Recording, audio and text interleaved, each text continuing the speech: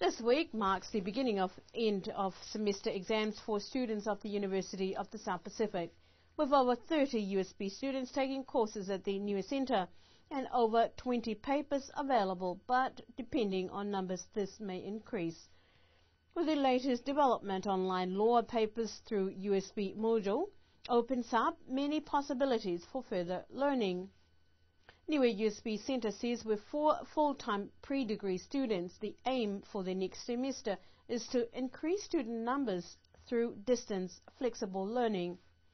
Niue Centre Acting Director Marianne Talangi says that some perks of studying at USB opens up access to resources such as their library and computer lab.